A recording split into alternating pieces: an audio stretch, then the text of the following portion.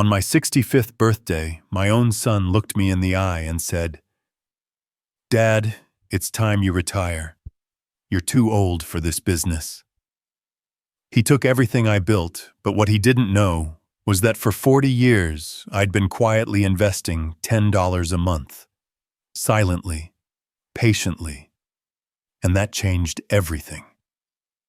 My name is Eugene Gene Parker. I'm 65 years old, founder of Parker Freight Group, a company I built from nothing but my own hands, sweat, and faith. And this is my story.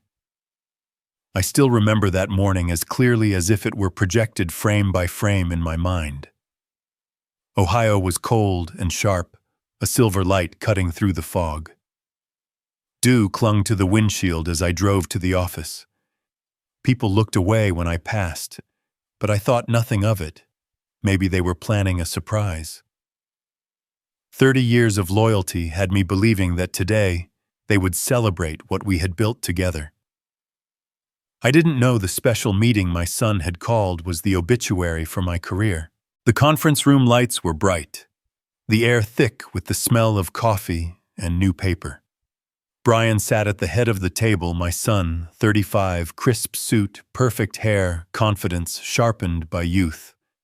Around him, the bored younger faces, mostly people he'd hired over the past 2 years. The screen behind him glowed with a title slide, Organizational Restructure and Strategic Transition. Before I could even sit, Brian spoke calm, detached the tone of a man delivering a quarterly report. "Dad, the board has agreed it's time for you to rest. You'll stay on as founder emeritus, but the operations, the direction will be led by me and the new team." I asked one question. "You really think I've lost my value?" He didn't look at me. The world moves faster now. It needs people who understand data, not stories from the past. I looked around that room at the same people who once called me mentor, leader, friend. No one met my eyes. Someone slid a white envelope across the table. Termination papers, severance package, retirement clause. I rested my hand on the table, cool oak under my palm, and remembered the day Eleanor and I picked that table during our first business trip to Chicago. I used to believe that things built with honesty could last. The meeting ended in silence. No applause, no handshakes, just the hum of the projector and the rustle of paper. I packed my files into my old leather briefcase, the one Eleanor had given me when we opened our first warehouse. In the hallway, I turned back to the sign on the wall, Parker & Sons Freight. The same blue letters I'd painted myself in 1985. The sunlight from the glass door hit them gleaming, as if mocking the idea of permanence. The parking lot was empty. I sat in my old Ford pickup engine off, watching through the rearview mirror as Brian shook hands with a partner in the lobby. He smiled the confident smile of a man who believed he was stepping into a new era. I started the engine. My hand trembled slightly. On my ring finger, the silver wedding band caught the light. I'd worn it every day since Eleanor died, and today it was the only thing that still felt like mine. The radio came on mid-sentence, a segment about driverless trucks, about automation, about a future where no one would need men like me. I turned it off. A faint laugh escaped me. I had spent my life believing in people, in hands that could fix, build, and promise. Maybe that's why I no longer fit in a world that only believed in algorithms. When I got home, the house in Cedarville felt hollow. The front door creaked like it hadn't been opened in years. The air smelled of wood and cold coffee. 2 chairs at the kitchen table, one for me, one for Eleanor, still stood facing each other. I set down my briefcase, sat across from her photo. It was taken in the backyard in 2017, the lavender and full-bloom sunlight tangled in her hair. She was smiling, teacup in hand. I stared at that photo for a long time before whispering, "They did it, Ellie. They took everything." From the drawer, I pulled the birthday card she'd written the year she passed. Her handwriting was small, neat, slightly shaky. Time doesn't take away your worth, Gene. It just tests who's patient enough to hold on. I ran my fingers over the words, as if the ink itself could still hold her warmth. By evening, the sun bled across the window, spilling gold over the kitchen. I made a fresh cup of coffee and carried it to the porch. Across the street, my neighbor was mowing the lawn, his dog barking once before lying back down.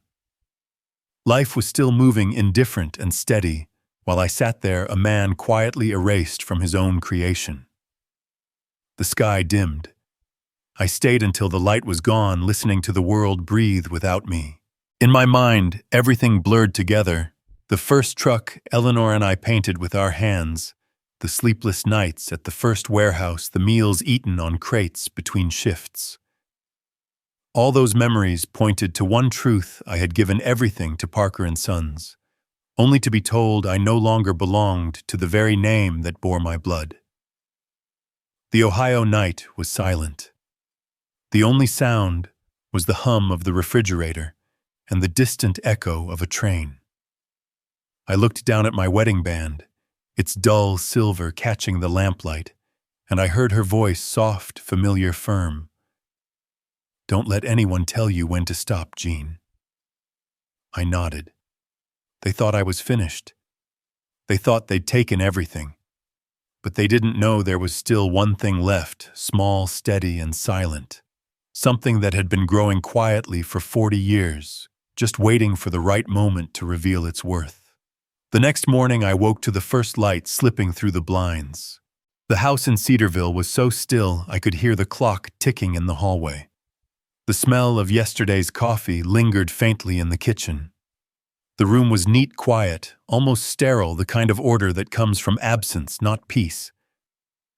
Eleanor's picture sat where it always had, beside the birthday card she'd written to me the last year before she passed. The handwriting was thin but steady, each stroke preserved through time. Never let go of what you believe in. I stared at those words until my throat tightened. Then softly, almost to myself, I said, "They just did, Ellie."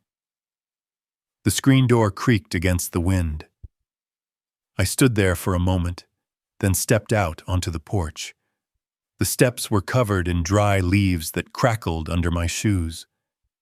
Across the street, Mrs. Jenkins was watering her roses. She looked up, waved. I nodded back. Maybe she didn't know, or maybe she pretended not to, that the man living across from her had just been pushed out of his own company by his son. I didn't blame anyone. But being cut out of the world you built with your own hands has a way of making everything around you feel foreign. By noon, the doorbell rang. A man in a gray suit stood on the porch holding a thick envelope. He introduced himself as a legal representative for Parker Logistics. His tone was polite, his words precise. "Mr. Parker, this is the final transfer document. If you sign, your retirement benefits will be released this month." I opened the envelope. The figure printed on the page was small enough to sting 4 decades of work reduced to something that could cover a few months of mortgage. I said thank you, folded the papers once, then again, then tore them clean through, and dropped the pieces into the trash can beside the door. The man stood there a moment, his face unreadable, before saying quietly, "I understand." He turned and walked down the gravel path. The sound of his footsteps faded until there was nothing left but the wind. That afternoon, I couldn't sit still. I grabbed my keys and drove toward the industrial district where the main warehouse stood. The road was familiar, the same stretch lined with oak trees I'd planted myself the first year the company expanded. From a distance, the new sign glared white against the sky, Parker Logistics, Inc. My name was still there, but it didn't belong to me anymore. It felt like reading my own headstone. I parked on the shoulder and cut the engine. Outside the gate, a few young employees were smoking by the curb. One of them saw me and froze. He looked down, tugging his jacket to hide the logo on his chest. Another quickly crushed his cigarette and walked inside. No one came to greet me. I didn't take it personally. Loyalty isn't a virtue anymore. It's a liability. I stood there behind the iron fence, watching the trucks with their new paint jobs roll in and out. Each engine rev sounded like a punch to the chest. I remembered every bolt, every shipment, every stormy night Joe Ramirez and I had slept in that warehouse to guard the cargo. Joe was gone too, replaced like I was erased, like the company photo that once hung in the lobby. A man came out of the office, tall, clean-cut. It took me a moment to recognize Tom, the accountant, who'd been with me for 20 years. He hesitated, then walked toward the fence. "Mr. Parker," he said quietly, "I don't even know what to say. Everything happened so fast." I smiled, or tried to. "You're still here?" He nodded, eyes down. "Yeah. For now." "Are they happy, Tom?" I asked. He didn't answer right away. Then he said softly, "Maybe they think they are." I nodded once, thanked him, and got back in the truck. I drove slowly around the back lot, the one we used to test our first fleet of trucks. Years ago, Eleanor had stood there with a cup of coffee in her hands and said, "This is where it all began." The wind pushed through the open window, carrying the faint smell of oil and asphalt, the scent of memory. For a moment, I felt like a stranger trespassing on the ruins of his own life. At the edge of the district, I stopped at the old intersection. The traffic light blinked yellow. Across the street, the small diner where Brian and I used to eat after long shifts was still there. Same faded awning, but new owners, a young couple cleaning tables inside. I stayed in the truck, watching through the glass. For a split second, I saw him again, 10 years old, flour on his cheek, grinning as I taught him how to calculate his first delivery profit. That boy once said, "Dad, I want to work here forever." The sky turned amber. The sun slid behind the warehouses, painting everything in a tired shade of orange. I drove aimlessly past the town center, down the same streets I once knew by heart. A new billboard towered above the highway, Brian's face smiling beside a group of young executives. The slogan read, "Parker Logistics, the future of freight." I glanced once, then turned away.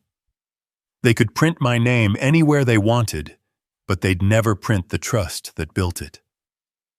By the time I got home, darkness had settled. I didn't turn on the lights. The soft orange glow from the street lamp spilled through the window, landing on the kitchen floor. The refrigerator hummed. The old wooden chair by the fireplace still had the scratch Eleanor used to tease me about fixing. I sat down, feeling not old, but left behind, like the world had simply moved on without me. I reached for her card again, unfolded it, read the words I already knew by heart. "They can take everything, Gene, but they can't take your faith in yourself." I placed it back on the table, looked up at her picture. My voice broke the stillness of the room. "Eleanor," I whispered, "I kept my promise. I haven't let go." Outside, the wind stirred the trees, the chime on the porch clinking softly. I leaned back in the chair and closed my eyes. In the darkness, I saw the old Parker and Sons sign the faces of those who'd once stood beside me, the years that would never return. And somewhere amid all that loss, I felt something still there, small, steady, silent. Something that had survived everything. Like time itself, patient, unseen, and waiting. 3 weeks had passed since I walked out of Parker Logistics. The house in Cedarville was still as silent as the morning I first came back. Every day began the same way, the hiss of the kettle, the slow drip of coffee into the glass pot, the faint murmur of the radio. I would let the news play just long enough to hear about the future. I no longer belonged to driverless trucks. Data platforms, young entrepreneurs redefining the freight industry. Then I'd turn it off before the segment ended. I'd sit there a while watching the steam rise, thinking of the winters when I used to crawl under broken axles in the snow just to keep a shipment moving. In the afternoons, I drove Highway 62, the same stretch that once led to our main warehouse. The landscape had changed. A new billboard rose above the trees, bright and polished Brian's face in a tailored suit beside the words, Parker Logistics, moving America forward. I pulled over, stared at it for a long moment. I didn't feel angry, just estranged. I turned the truck around, cut through the old industrial district. Behind the fence, a group of kids were filming a social media ad, laughing, posing in front of the same loading dock where I used to teach new drivers how to check their brakes. A newly painted blue truck rolled out of the gate, sleek, quiet, efficient. I could tell from the sound it wasn't built for endurance, only for speed. As the sky turned gold, I stopped at the corner market to buy bread and milk. The cashier, a young woman with Tom's eyes, his daughter. I realized, smiled warmly. Mr. Parker. How have you been? I just nodded. Exchanged a few polite words and left. On the drive home, I rolled down the window. The autumn wind came rushing in, carrying the scent of cold air and distant fields. Thursday afternoon, while I was sweeping leaves off the porch, someone knocked on the door. When I opened it, I froze. Joe Ramirez stood there, taller than I remembered hair, now streaked with gray, the same rough jacket he'd worn for years. His eyes held that mix of humor and fatigue only old truckers carry. Joe, I said, you're still around. He smiled faintly. They let me go last week, said I wasn't adaptable enough. I laughed, once a dry, brittle sound. So they've replaced everyone who actually knows how to drive. We sat in the kitchen, 2 mugs of coffee between us. The silence stretched until Joe broke it. You heard what Brian's been up to. I shook my head. He's expanding south. Took out a big loan from the bank. But something's off. Heard from one of the old dispatch guys that the books aren't clean, money's moving between branches, numbers don't match. Feels like someone's covering a hole. I looked down at my cup, the surface gone cold. My mind drifted to nights long ago, Eleanor and I sitting at this same table, going over ledgers line by line, making sure every cent had a place. I'd taught Brian the same discipline, how to see through the illusion of numbers. Now he was the one letting them lie. Joe studied me. What are you going to do, Gene? I don't know, I said. Maybe just keep living. He nodded slowly. Heard they're changing the logo again, dropping the Parker name altogether. I smiled, faint bitter. They can repaint every truck in America, Joe. History still leaves fingerprints. He leaned back, shaking his head. You know, I used to tell the young guys how you built this company from 2 trucks and a loan. They think I'm making it up. That evening, we drove to Helen's Diner, the same corner cafe we'd eaten at 100 times before. The place hadn't changed. The wood floors still creaked. The walls were covered with photos of the local baseball team. Helen herself was behind the counter, hair tied up, apron faded from years of coffee stains. Mr. Parker, she said, beaming, as she came over to shake my hand. Haven't seen you in ages. Just taking it easy, I said. We sat by the window, ordered burgers and black coffee. She poured mine without asking. She still remembered how I liked it. Joe talked while I listened. About new management, the fancy systems, the spending that didn't make sense. I watched the reflection of streetlights on the glass, my face blurred in the dark. Do you regret it? He asked finally. Giving Brian the company so early, I took a long sip before answering. Maybe I regret teaching him how to win, but not how to lose. The wind pushed lightly through the half-open window, rustling the curtain. The bell above the door jingled a sound so familiar it made me look up. Across the street, a truck passed slowly under the lamplight. The silver paint was dull, the old Parker Freight logo barely visible, faded, but still there. I knew that truck, every curve, every dent. I'd painted it myself. Whoever was driving it now probably had no idea they were carrying a piece of my past. Helen refilled our cups, smiling. "Ever think of getting back in the game, Mr. Parker?" I hesitated. Maybe I never really left. She laughed softly. "Parker Freight built this town. Some things you can't cover up with a new coat of paint." When we left, the air was crisp, carrying the faint scent of roasted coffee and diesel smoke. Joe shook my hand. "If you ever need anything, I still got my old truck." I nodded. "I'll remember that." He drove off into the night, his taillights fading down Main Street. I stood on the sidewalk for a while, watching the diner's neon sign flicker above the door, Helen's Diner, glowing weak but stubborn. In my head, I heard Eleanor's voice again, soft, steady, sure. "You can't control the world, Gene, but you can control how you live in it." I exhaled, looked down the quiet road, stretching ahead, the sodium lights painting the asphalt pale and endless. A chapter had closed. But somewhere in the stillness, beneath the dust of what used to be something small, was moving again, slow, patient, alive, as if time itself was waiting for me to begin. That night, Cedarville was colder than usual.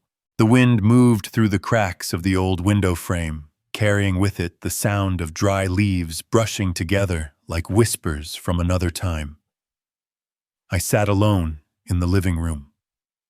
The coffee in my cup had long gone cold. On the radio, a financial report hummed in the background, the rise and fall of numbers beating like the heart of someone else far removed from my world. Then a single line caught my attention.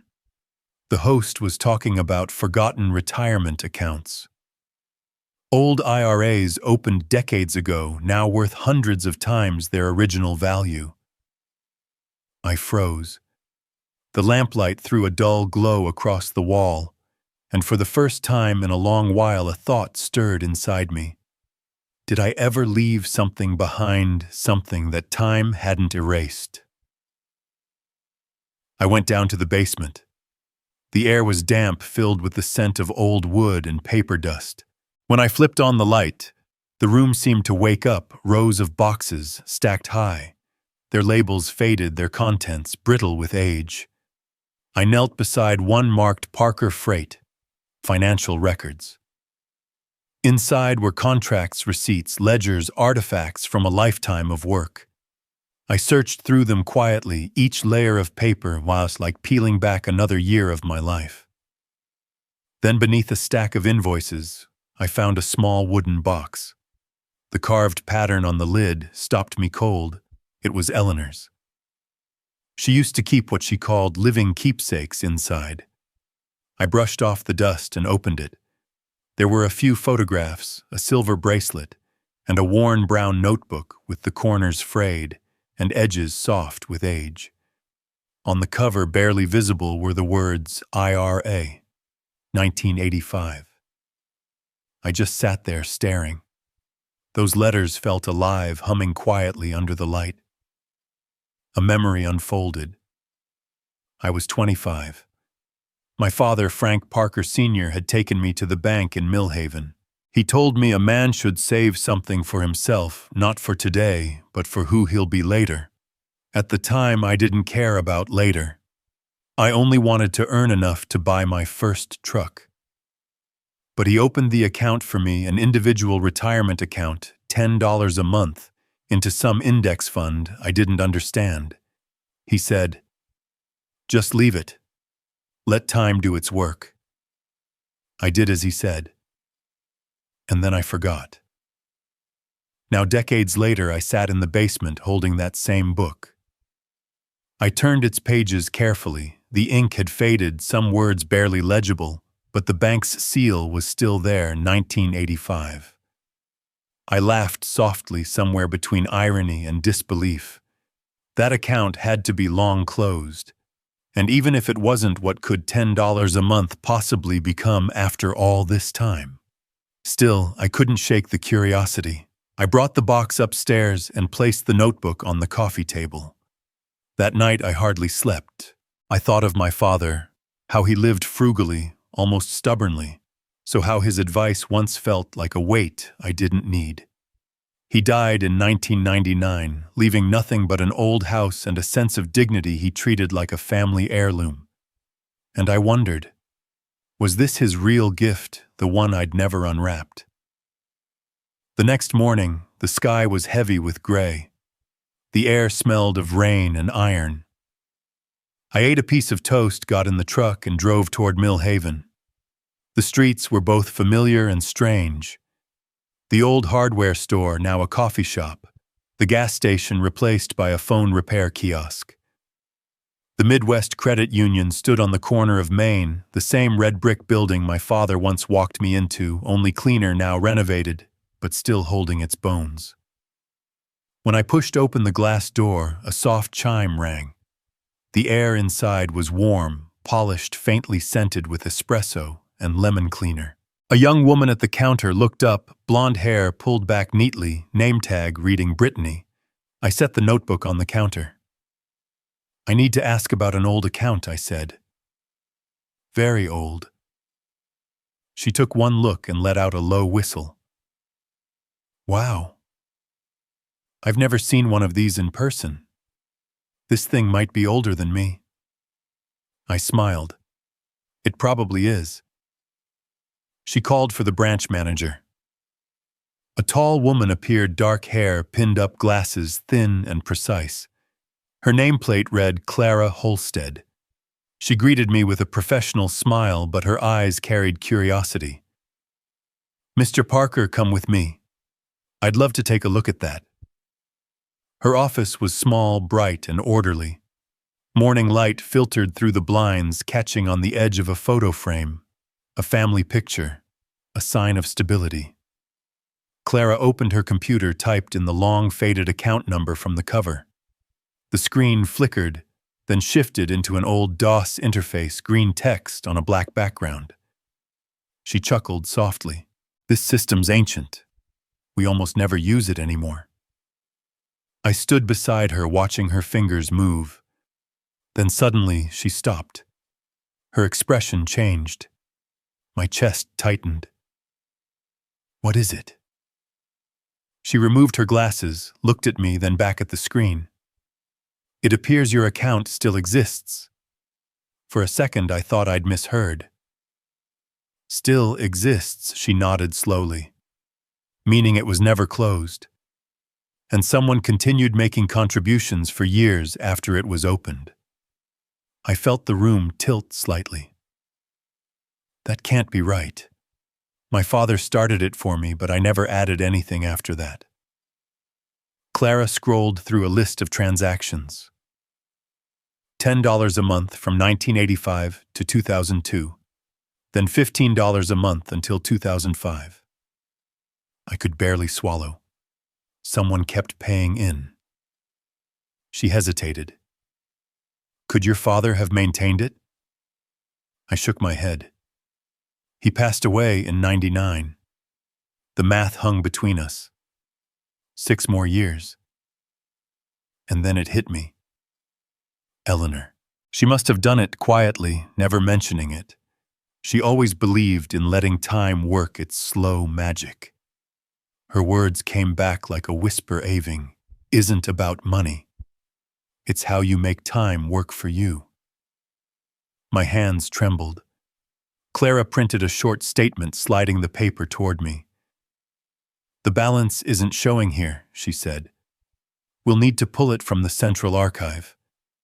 Then she smiled, her voice softening.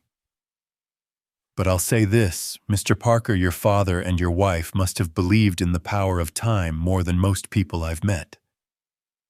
I took the paper. Thin, weightless. yet it felt like holding a piece of both of them, my past, folded into a single sheet. Outside, the rain had started again, tapping gently on the windows. Clara said it would take a few days to verify everything. I thanked her, nodded, and stepped back out into the cold. The air was damp, but my chest felt warm for the first time in months. When I sat back in the truck, the old notebook rested on the passenger seat, small, silent breathing with me. I turned the key, watched the wipers push aside the thin veil of rain.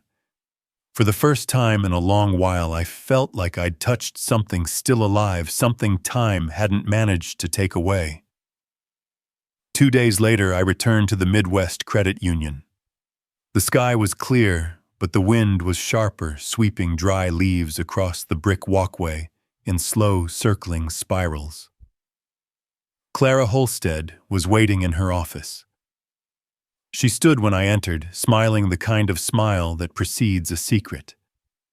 On the desk sat an old computer, black screen, green text, blinking like something from another century.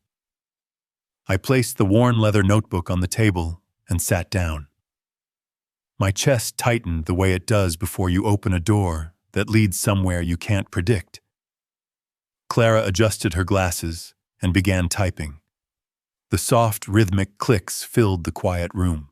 For a long time, she said nothing, her eyes fixed on the screen. The light from the window hit her lenses, hiding her expression. Finally, I asked, barely above a whisper, "So, it's been closed." She stopped, took off her glasses, and looked straight at me. "No, Mr. Parker," she said. "It's still active." For a second, I thought I'd misheard. "Still active? What do you mean?" She turned the monitor toward me. Her voice was calm, low, deliberate. "I mean, it's never been closed. Not once. And as of this morning, the balance is $1,875,000. The words didn't land all at once. They hovered in the air between us like static. Then the numbers on the screen came into focus. 1,875,000. I couldn't move, couldn't breathe.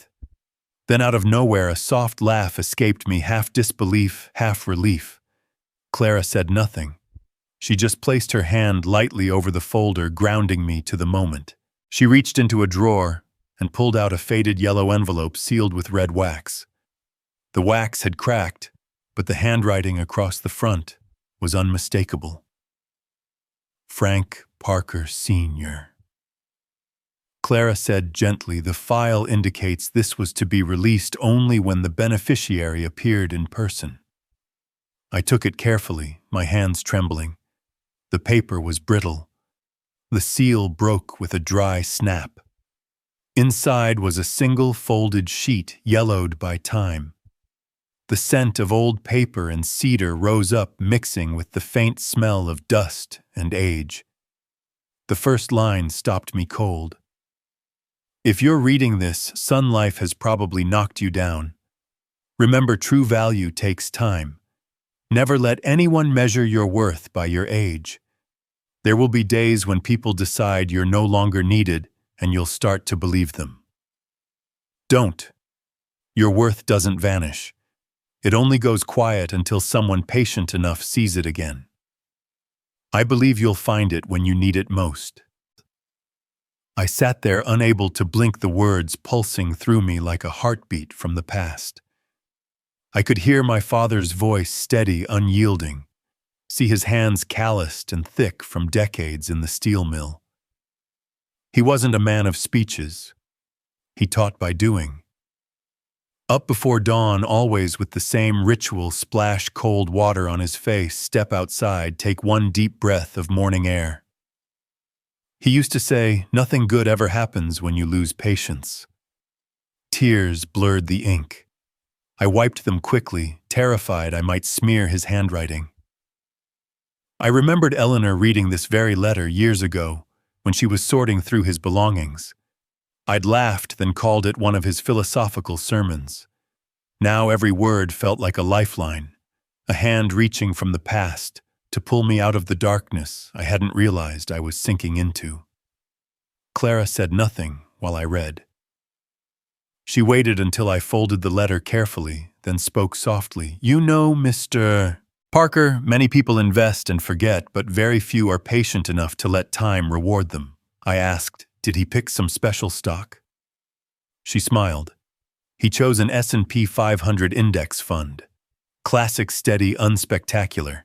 $10 a month for 40 years, compounding quietly. A perfect lesson in endurance." I leaned back, staring out the window.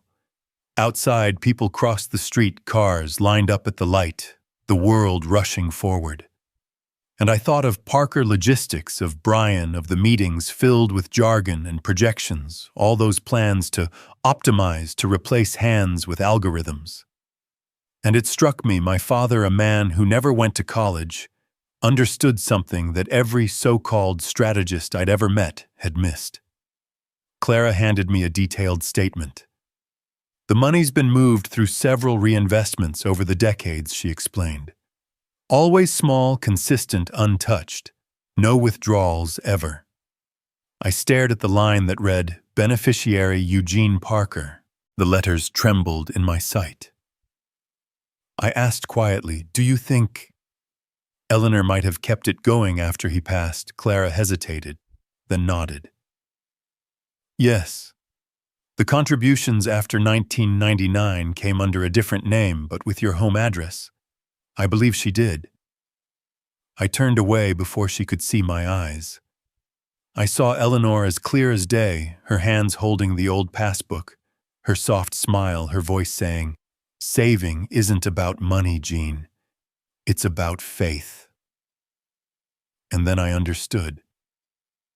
They had both built an invisible net beneath my life, something to catch me when I fell, even if they weren't there to see it. Clara stood, walked to the printer, and gathered a fresh stack of papers. She clipped them neatly and handed them to me. "This is an interim summary," she said. "Our investment department will send the full report within a week." I took it, my voice rough. "Thank you." She paused as I turned to leave. "Parker," she said quietly, "a lot of people get rich fast and lose it just as fast, but only the patient end up wealthy and free." I stopped at the doorway, looking back. Sunlight filtered through the glass, washing the desk in a thin golden haze. For a moment I saw my father there, hunched over his morning paper, and Eleanor beside him pouring another cup of coffee. Two ordinary people. No degrees, no fame. But they'd understood something it took me a lifetime to learn. When I stepped outside, the wind had picked up. Clouds were gathering over Millhaven. I clutched the envelope and the notebook to my chest, afraid they might dissolve if I let go. In that moment, I realized what I was holding wasn't just money.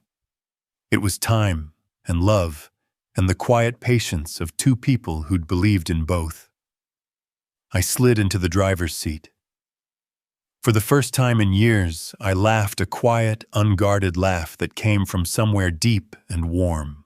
I started the engine, watching the raindrops form on the windshield. The world outside was still in a hurry. But me, for once, I just wanted to drive slow. That night I sat alone at Eleanor's old writing desk. The room was dim, lit only by the small lamp she used to read under. The light pooled across the scarred wood, soft and golden. The air carried the faint scent of pine, the one she loved, mingled with the dry musk of old paper. On the table lay my father's letter, carefully folded, and the investment notebook still open to its final page. I pulled a blank sheet toward me, uncapped my pen, and wrote a single line. "If true value takes time, then I'll invest my time one more time." I stopped staring at the words until the ink bled slightly into the fibers. Then I set the pen down. It felt like signing a contract, not with the world, but with myself. Outside, the rain had stopped. Water dripped rhythmically from the eaves, steady and patient. I looked up at Eleanor's framed photograph on the shelf. The light caught her face just enough to make her eyes seem alive again, calm, certain. I whispered, "Maybe it's time, Ellie. But this time I won't build something for others to take. I'll build something no one can steal." By morning, sunlight streamed through the blinds, striking the desk in a warm, diagonal glow. The ink on my page had dried to a faint shine. I woke early, brewed a pot of coffee, slipped on my old leather jacket, and picked up the phone. Joe answered first, his voice the same low gravel it had always been. "I want to meet a few of the old crew," I said. He paused. "What's this about, Mr. Parker? Something worth starting again?" There was a beat of silence, then he said, "I'll be there." Next, I called Lydia, the accountant who'd worked beside me for 15 years, and Tom Barlow, my father's old friend, a retired lawyer whose mind was still sharp as a blade. They all agreed to meet that afternoon at Helen's Diner.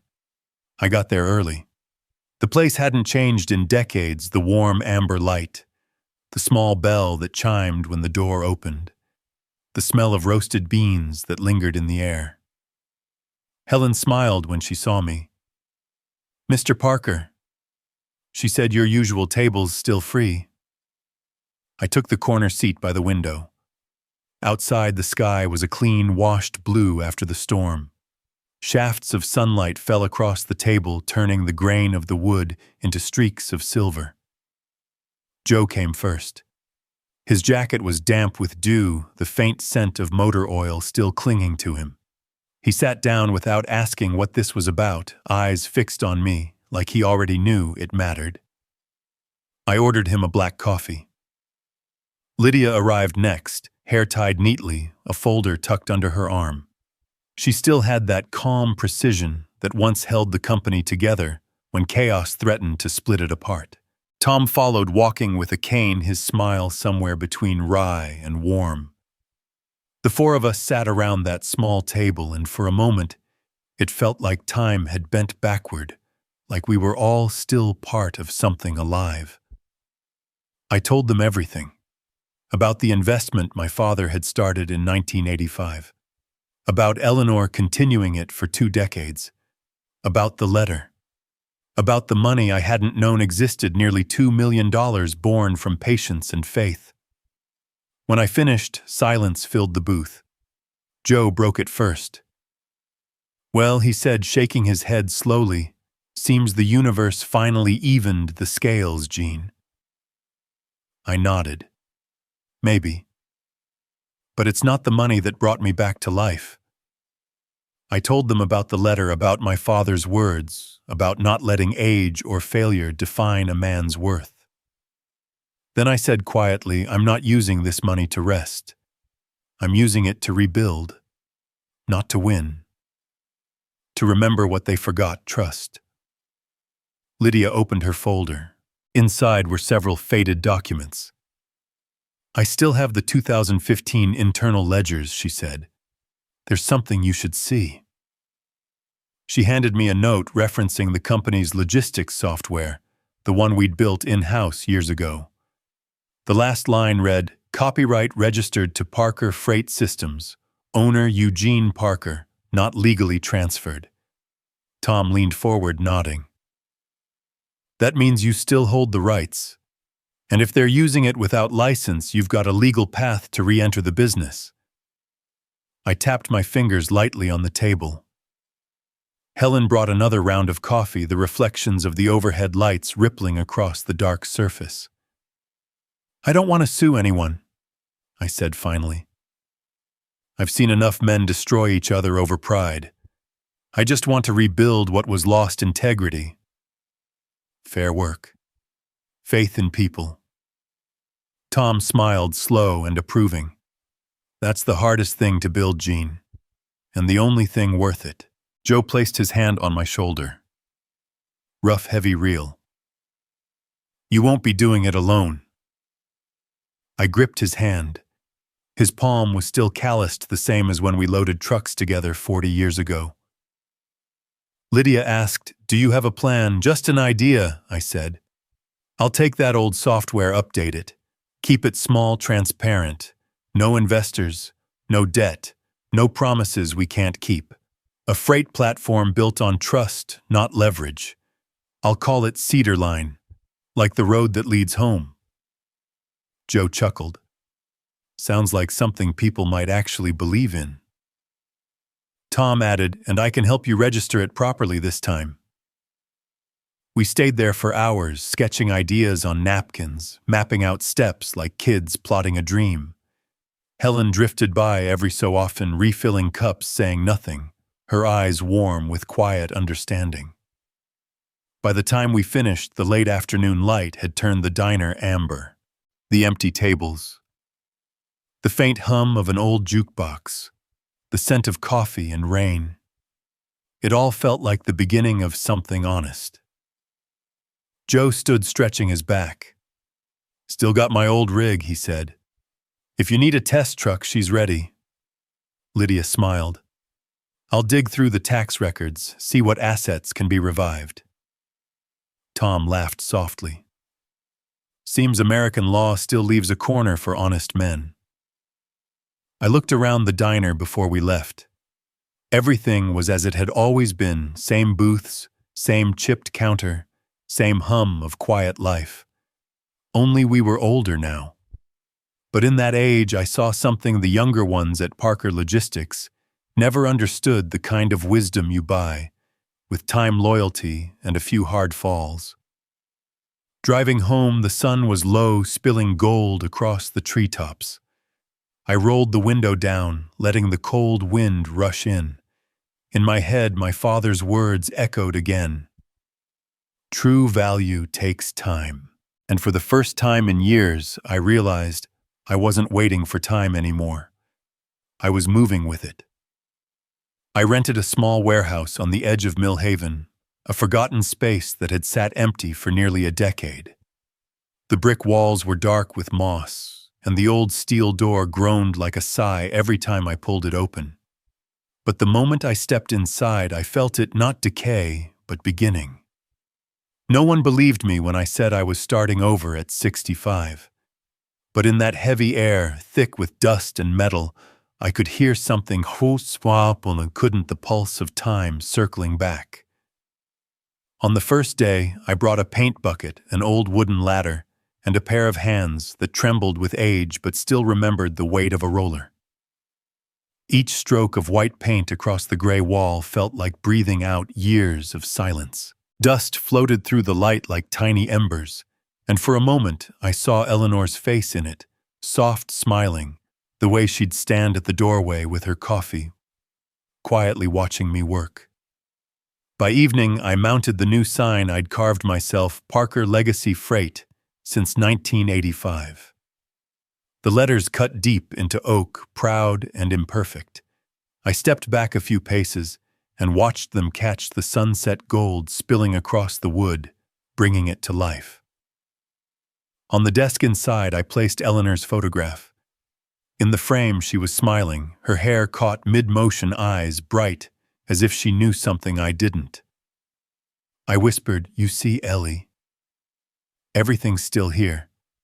I just had to slow down enough to find my way back." Joe showed up on the second day, carrying a toolbox, a box of apple pies, and that same warm laugh I hadn't heard in years. He looked around the space, whistled low. "Hell, Gene. Looks better than it ever did." Then he picked up a wrench and started inspecting the wiring. "We're not hiring anyone new," I said. "Just bringing back the ones who still remember what a promise is worth." He nodded, eyes lighting up, and immediately pulled out his phone to call a few old friends.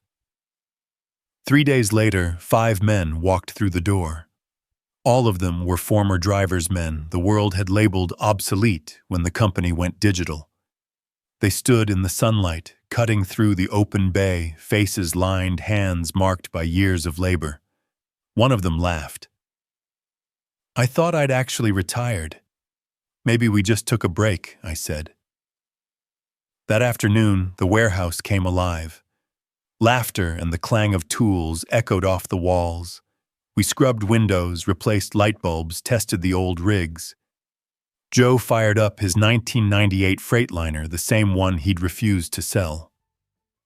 The engine coughed, then roared low and steady like the heartbeat of something that refused to die. There were no ads, no slogans, no apps.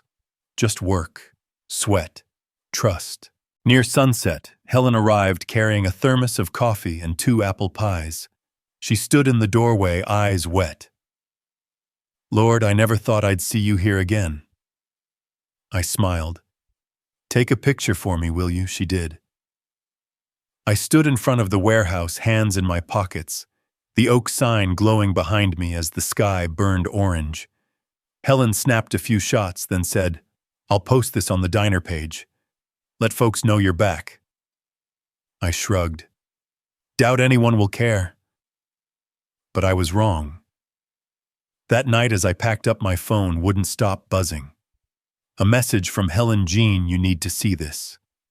The photo had spread across the local feed.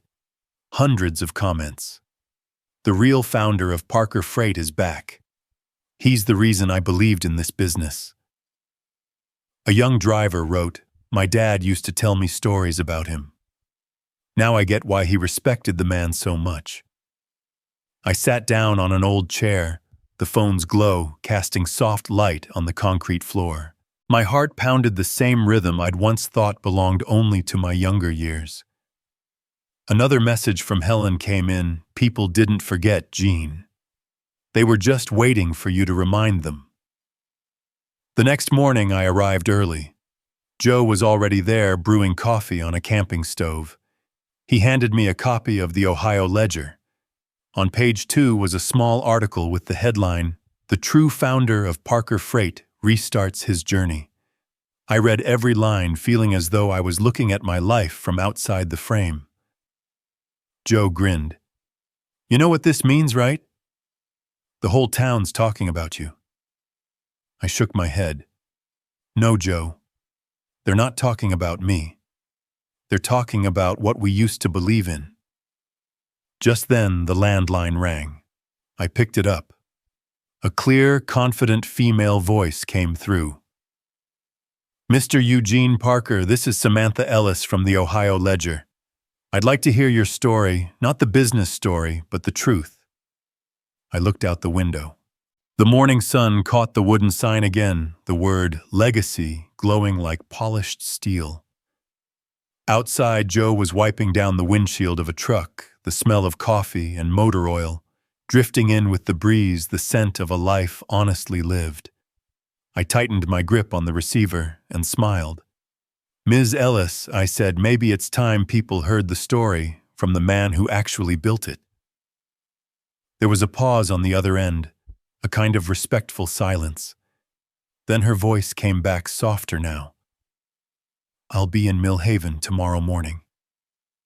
"Thank you, Mr. Parker." When I set the phone down, I realized something simple and undeniable. The fire inside me had never really gone out. It had just been waiting for the right time, the right place, and the right reason to burn again. The next morning, the sun had barely cleared the line of old factory roofs when the story spread through Millhaven. My picture standing in front of the wooden sign that read Parker Legacy Freight, since 1985, filled the front page of the Ohio Ledger. The headline alone was enough to make the whole town stop. "The true founder of Parker Freight has returned." I read it at my desk, the coffee cold beside me. I hadn't sent a press release, hadn't asked for attention. But the thing I'd spent years keeping quiet had stepped back into the light on its own, as if justice had finally remembered the debt it owed. Joe finished reading and slapped my shoulder, half amused, half serious. "Bet Brian's throwing a keyboard across his office right about now." I smiled but said nothing. By noon, when a car screeched to a stop outside the warehouse, I knew Joe had been right. A black sedan with the Parker Logistics logo rolled into the yard. The doors opened, and out stepped Brian, followed by Eric Miles, the company's in-house counsel, a man who'd once drafted half my contracts. Both wore dark suits and walked in like they were entering a crime scene. Joe stood off to the side, hands in his pockets, watching carefully. I rose as they pushed open the office door without knocking. Brian didn't greet me, didn't sit. His voice came sharp, rehearsed. "You're violating your non-compete clause." I looked at him, his neatly parted hair, the cold precision in his face, and for a moment I saw not my son, but a stranger built out of ambition. I pulled an old folder from the drawer and set it on the desk. "That clause expired last month," I said quietly, steady. I pointed to the fine print written ironically by Eric himself. Eric leaned in, reading it, then nodded once, saying nothing. Brian stepped closer, his tone dropping. "You're digging yourself a hole, Dad. No one's going to believe in some rusted-out warehouse. The world's moved on." I met his stare. My voice stayed calm, iron under the surface.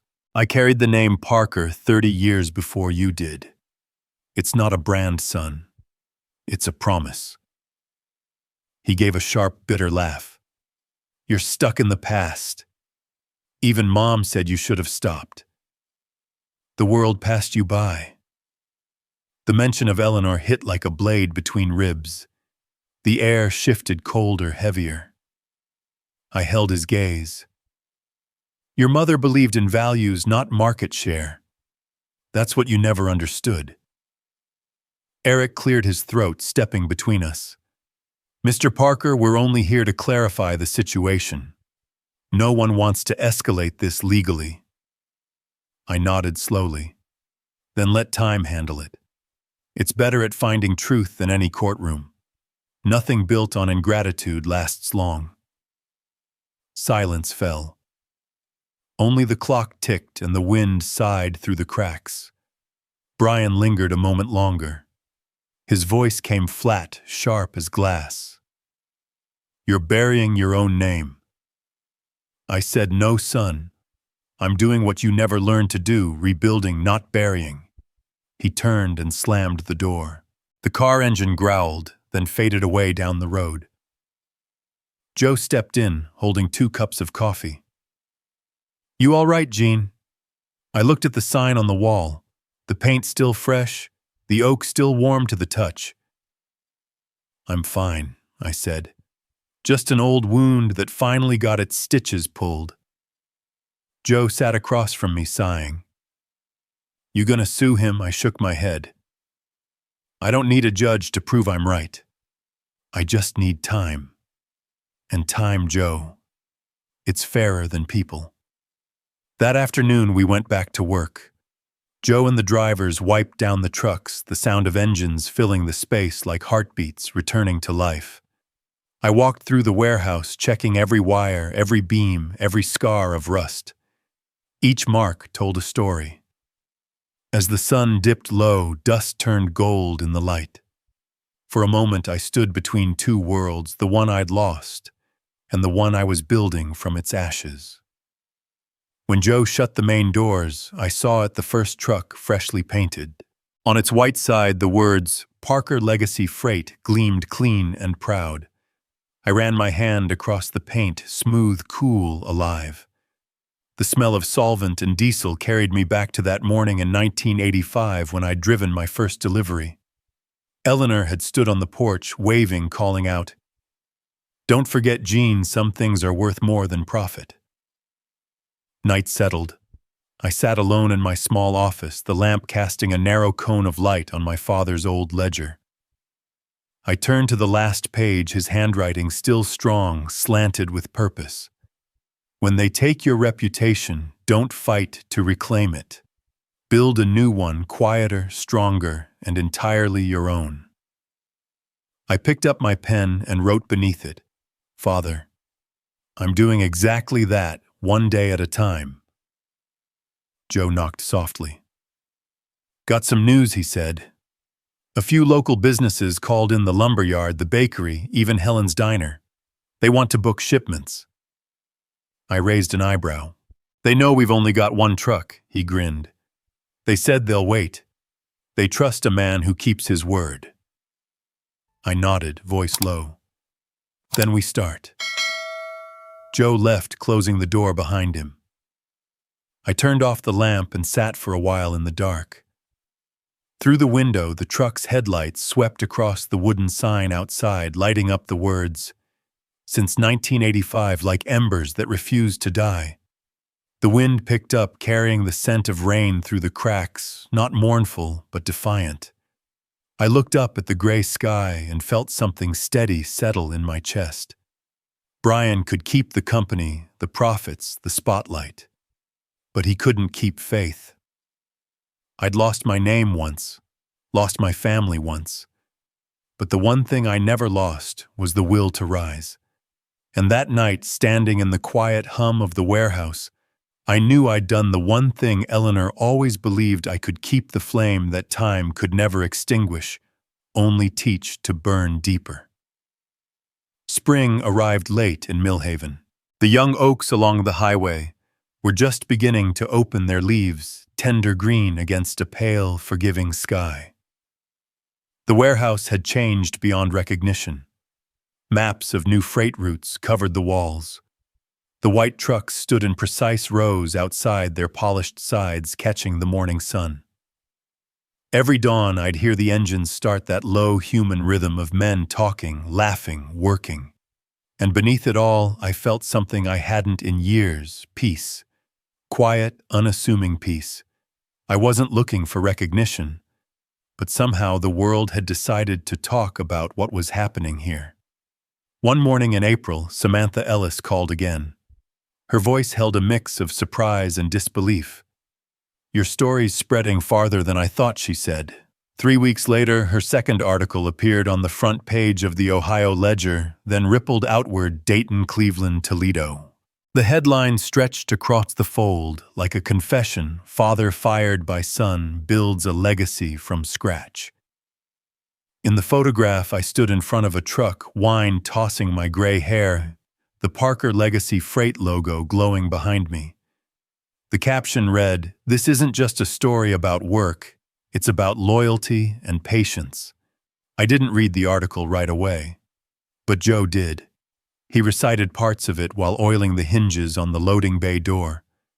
"She wrote that you chose not to fight back with lawsuits," he said, "but with decency and endurance." Old friends started writing to me. Messages, letters, even a few phone calls. One note said, "You made us believe again that integrity still has a place in business." But just as those words reached me, so did other whispers: Parker Logistics was in trouble. The first to tell me was Lydia. She called late one evening, voice low. "I heard First National is reviewing their loan files," she said. "Eric Miles signed off on some questionable mortgages." I sat by the window listening to the wind press against the glass. I'd always known Eric had a talent for hiding things, and Brian for trusting the wrong man. Joe said it best the next day: "I don't pity them.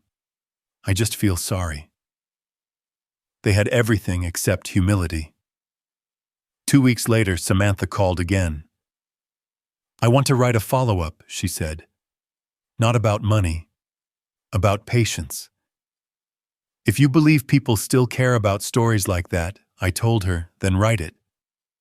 Her voice softened almost like a breeze. "Trust me, Mr. Parker. They don't just want to read it. They need to." By mid-June, her piece had spread across the entire state, even reaching Columbus and Cincinnati. The photo showed me at my desk, a small wooden sign behind me that read, "Legacy, not Empire." The opening line said, "When fired by his own son at 65, Eugene Parker didn't sue, didn't protest. He simply began again with the same hands that built the company in 1985. Meanwhile, Parker Logistics began to fracture. The banks froze their secondary accounts. Minor shareholders dumped their stock. In public, the company pretended calm, but calls began coming in from employees people I once mentored, describing an office as cold and sterile as a hospital ward. Eric Miles had been summoned before the state commission. I said nothing, just drank my coffee and looked out at the warehouse yard. I'd told Joe once that time has its own way of returning what's been taken. Now I was watching it happen quietly, precisely like a clock unwinding. One Friday afternoon, while I was reviewing shipment papers, Joe stepped in. They invited Brian to speak on Channel 8, he said, to respond to the article. I looked up, and he refused, said he doesn't want to talk about the past. I nodded. Sometimes silence is the most honest reply. 3 weeks later, the news broke. Parker Logistics had filed for Chapter 11. Bankruptcy. The bank confirmed a $15 million loan had been misused. Eric Miles was under investigation. I read the headline on my phone. No anger, no triumph. Just an emptiness spreading through my chest, the kind that comes when the inevitable finally arrives. That evening, Samantha showed up at the warehouse. She wore a beige trench coat, hair tied back, a small recorder in her hand. "I'm not here for an interview," she said. "I just want to ask one thing. Do you feel vindicated?" I looked at her carefully. There was no performance in her face, no journalist's calculation, only a quiet curiosity. I walked to the counter, poured 2 cups of coffee, and handed her one.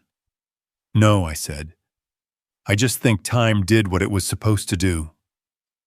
Some people need lessons, and sometimes those lessons don't come through punishment. They come through their own results."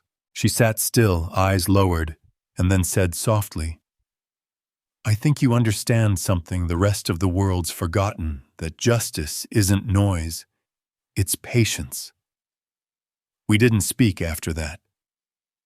Outside, Joe and the drivers were preparing for tomorrow's run. The engines rumbled in rhythm with the wind sliding over the open fields. Through the window, I could see the wooden sign catching the last of the sunlight. Samantha left as dusk fell, the smell of coffee lingering in the air long after she was gone. I stood in the doorway for a while, watching the white trucks resting in the yard, their sides glowing red in the fading light. A chapter had ended. But I knew the story wasn't finished. Outside, the wind carried the scent of coming rain. I closed the door, looked up at Eleanor's photograph on the wall, and spoke quietly. "You see, Ellie, I kept my promise. Justice doesn't always need a courtroom, just time. And time, like you always said, stands with those who know how to wait." That morning, Millhaven was still wrapped in mist. The red brick roofs glistened faintly with dew, and the air felt so still it was as if the whole town were holding its breath. I stood in the yard with a cup of coffee, warming my hands, watching the new trucks lined up in a perfect row, white freshly painted, the words Parker Legacy Freight printed bold across every trailer, like a quiet declaration. It wasn't a delivery day. It was a day I'd known would come a reckoning no one wanted. But that time never forgets to deliver. I slipped my wedding ring back on. The metal had dulled over the years, scratched and thinned, but when the sunlight touched it, it still caught the light the way Eleanor used to. I had taken it off after her funeral, when my hands shook too much to hold a cup steady. Now sliding it back on felt like stitching a missing piece of my soul back into place. I whispered almost to myself, "Today I'll do it the way you would have wanted, with calm, not anger." A silver sedan rolled into the yard, dust clinging to its sides. Brian stepped out. Gray suit, loose tie, his face thinner drawn. For a moment I didn't recognize the man who once laughed beside his mother on the day we opened the company back in 2005. He walked slowly, shoulders heavy, eyes lowered, no longer the proud CEO, just a man trying to hold together what little dignity he had left. I didn't move, just waited. He passed the line of trucks, their new paint catching the morning light. When his gaze met the name Legacy Freight, he paused. I saw it, that flicker of recognition, the sting in his pride. Because legacy doesn't belong to the one who inherits. It belongs to the one who builds. He stopped a few feet away, voice tired, rough. You wanted to see me. I'm here. I nodded toward the office. Inside, the air smelled of coffee and pine. Sunlight streamed through the window, falling across Eleanor's photograph. Brian's eyes lingered there for a second, then darted away. I laid a thick folder on the desk. This, I said slowly, is the contract for the old downtown property where Parker Logistics had its headquarters. He frowned, voice hoarse. Why would you buy that? Not to show off, I said. Not to get even. To reclaim what I built. I didn't buy your company, Brian. I bought back the values you forgot. He was silent. His hand rested on the desk, trembling slightly, the same hands that once loaded boxes beside me, steady and strong. You once told me I was too old to understand the world, I continued. But time is the harshest teacher. It teaches what no classroom or conference ever could. Brian looked up, his eyes dim and weary. You don't understand, he said quietly. I just wanted to be recognized. I smiled faintly, not bitter, just sad. Son, recognition isn't something you demand. You earn it by recognizing others first. Your mother used to say when someone stops listening, they stop deserving blessings. He exhaled, his shoulders sinking. I was wrong, he murmured. I turned the company into something you wouldn't even recognize. I didn't answer right away. I walked to the window. Outside, the trucks gleamed in the light. Do you know why those men came back? I asked. It's not for money. They came back because they still believe the name Parker means something, not power, not profit, but trust. He stood beside me, staring out at the yard. After a long pause, he said, I thought modernization was the only way forward. There's nothing wrong with moving forward, I said. The mistake is forgetting to look back. I never blamed you for changing things. I was only sad you forgot why I started. Silence filled the room. The ticking clock sounded like a heartbeat, slow, deliberate. I turned to him. I don't have many years left to prove anything, but I still have enough to do what's right. You can start again if you really want to. He looked up, eyes rimmed red. Then all at once he collapsed into the chair, hands covering his face. I was arrogant, he said, his voice breaking. I thought I could make you proud, and all I did was hurt you. I stepped closer, placed a hand on his shoulder. It trembled just like it had when he was a boy, after breaking a picture frame and waiting for me to scold him. Eleanor used to tell me, I said softly, never lose mercy, even for those who hurt you. Mercy, she said, is the truest sign of strength. He lifted his head, eyes clearer now. If I want to make it right, he asked. Where do I start? Start by listening, I said, and by respecting the people you once overlooked. You don't need their forgiveness, just don't repeat the mistake.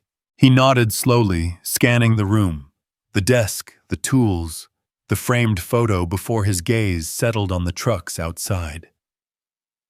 Mom would be proud of you, he whispered. She'd be proud of both of us, I said. If you learn the lesson she spent her life teaching, don't let success cost you your character.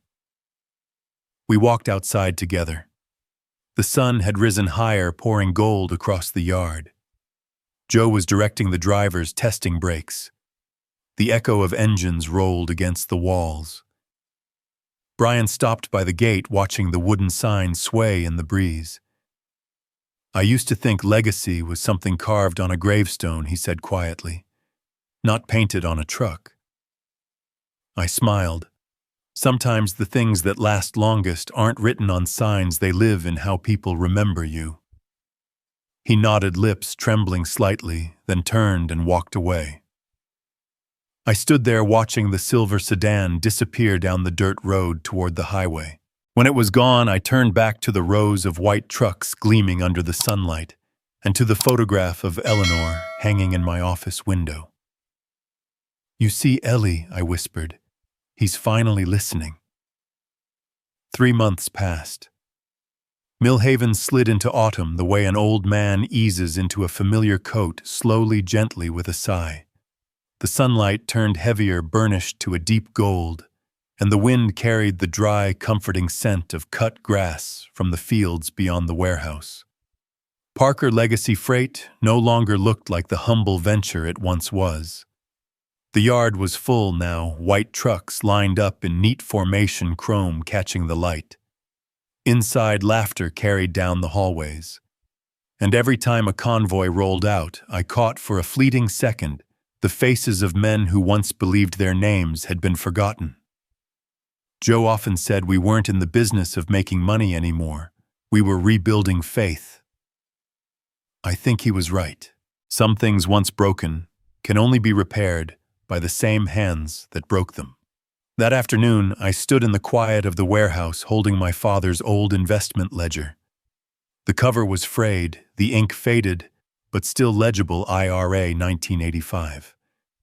The paper had yellowed, but it still smelled faintly of cedar and ink, the scent of a patient kind of hope. 40 years. I whispered the number like a prayer. 40 years since my father had begun putting away $10 a month, believing in something that outlasts profit time. I decided then to hold a small gathering.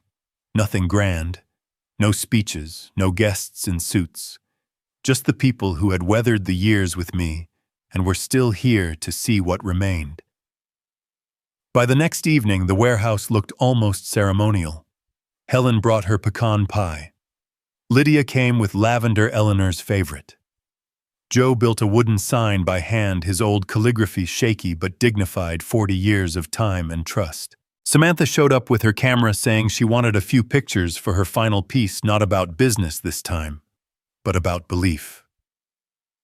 When everything was ready, the light outside began to soften.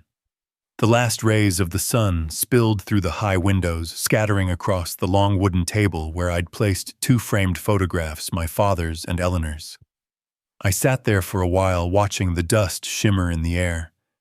It felt as though they were both still here, not ghosts, not memories, but presences. Quiet, patient, proud. People gathered around the table. The chatter dimmed. Joe stood beside me, poured 2 glasses of bourbon, older than both of us cared to admit. I raised mine but didn't give a toast. Instead, I spoke softly, voice low, steady, measured. "I once lost the person I loved most," I said. "And for a long time I thought the world had taken with her every reason I had left to go on. But I learned that what remains after loss isn't emptiness. It's the part of us we never knew existed, silent, steady, waiting for us to come back." The warehouse fell silent. Outside, the wind rustled through the dry fields, the faint hum of engines idling beyond the wall. Helen placed her hand on my shoulder and whispered, "Eleanor would be proud." I nodded. I know. Maybe she was right there in the light, slanting through the windows, in the scent of lavender and the low mechanical hum that had always been the pulse of our lives. I looked at Eleanor's picture and smiled. She'd once told me true worth never disappears. It just waits for someone patient enough to find it again. I raised my glass once more. The bourbon caught the light, scattering gold across the table. To those who stayed, I said, to those who left, and to the things that never decay, trust, decency, and time. The clinking of glasses rang out soft, resonant, like the sound of metal catching wind. Joe touched his glass gently to mine, eyes wet but smiling. Lydia turned her face away, and Samantha, wordless, clicked her camera, capturing a moment she didn't need to caption. When the gathering ended, the warehouse slowly emptied. The echoes of laughter faded into the smell of wood bourbon and memory. Joe and I stayed behind to clean. He picked up the remaining glasses, chuckling. "Haven't seen you this alive in a long while." I was about to answer when I heard the door open. Brian stood in the doorway, framed by the unsteady light of a single bulb. No suit, no tie. Just a blue shirt, jeans, and a face thinned by time and consequence. His eyes were different, not cold anymore, but worn, remorseful, searching. He stood there for a long time like a man asking permission to come home. I looked at him, then nodded. He stepped inside, slow and unsure. His gaze landed on the photographs of my father and Eleanor. When he spoke, his voice was hoarse. "Mom would be proud of you." I set my glass down and replied softly, "And your grandfather would hope you do something to make her proud." He bowed his head, shoulders trembling. Then after a breath, he stepped forward and reached out his hand. It was the first handshake since the day everything fell apart. His palm was cold, but his grip firm, certain. No apologies, no promises, just truth and a quiet surrender. Joe saw it from across the room. He gave a small nod, then turned away, pretending to tidy the table. "I don't need you to run the company," I said gently. "I just need you to remember some things can't be owned. They can only be honored by living right." Brian's eyes shone as he nodded. Outside, the wind picked up again. The scent of lavender drifted across the room, mingling with the whiskey and the wood, the air heavy with something that felt both old and new. I glanced toward my father's photograph. The light hit it in just the right way, and for a fleeting second, I could swear he was smiling, proud that the Parker bloodline had finally learned the lesson he spent a lifetime teaching. Brian turned to leave. At the doorway, he looked back once more and said quietly, "I'll try." I didn't answer. I just smiled. When he was gone, I heard the wind sweep through the yard, shaking the old wooden sign, "Parker Legacy Freight since 1985. The word legacy caught the light, glowing like an ember that refused to die. I stood there for a long time, staring out into the quiet yard, the rows of trucks gleaming under a sky dusted with stars. The night air was cool, the kind that stings gently before it soothes. And for the first time in years, maybe decades, there was no anger, no ache, no unfinished thought. Just peace. Steady, earned, and whole. Dawn unfolded over Millhaven like a painting brushed into life by the breath of time. The first light slipped through the row of pines behind the house, spilling across the wooden porch where I sat. Before me, a cup of coffee steamed quietly, and beside it lay my father's old letter, resting against a framed photograph of Eleanor. Two remnants, one from the distant past, the other from my heart, lying side by side like the twin halves of a life I once lost somewhere in the storm. Outside, the sound of engines rose from the warehouse. Joe and the drivers were getting ready for the Cleveland route. I heard the clang of metal, the slam of doors, and their laughter bouncing against the morning air. I'd heard those sounds for 30 years, but never had they felt this warm. Maybe because now, for the first time, I wasn't racing against time, I was walking alongside it. I lifted the cup. The heat settled into my hands, thawing the morning chill. On the table, the glass frame caught the sunlight, and Eleanor's face glowed softly through it. "Ellie," I whispered, "I finally understand." It was never about winning or revenge, it was about keeping what's worth living with. I wasn't angry at Brian anymore. Anger, I had learned, is just another wall we build between people who share the same blood. You once said time doesn't heal, it teaches us how to live with the wound. Now I believe you. I opened my father's letter again. The last line always made my chest tighten. If you're reading this, son, life must have brought you to your knees. But remember, real value takes time, and patience is the only asset no one can steal. I pressed the letter against my chest and closed my eyes. My breath moved with the wind. For a moment I thought I could hear his voice in the breeze, rough and steady, the same tone he used the day he taught me how to start our first truck. I stepped off the porch. The cold air moved through my sleeves, the scent of coffee blending with damp pine. From the distance, a white truck rolled out of the yard. The Parker Legacy Freight logo gleamed on the side, and beneath it, since 1985, shimmered like a promise etched in metal and time. I watched it move through the fog down the dirt road lined with morning dew. And for the first time in my life, I realized each truck wasn't just carrying freight. It was carrying years. Mine, Eleanor's, my father's, and the years of every soul who still believed that honesty had a place in this world. Joe waved from the lot, his voice echoing across the field. "We'll be back before sundown, Mr. Parker." I lifted my hand, smiled, didn't answer. I stood there until the sound of the engine faded into the wind, and only the faint trace of diesel hung in the air. "Ellie," I said softly, "if you can hear me, know this. I'm not afraid of time anymore. I used to think it was an enemy, something that stole everything we loved. But now I know it's the most patient teacher of all. It doesn't rush. It doesn't speak.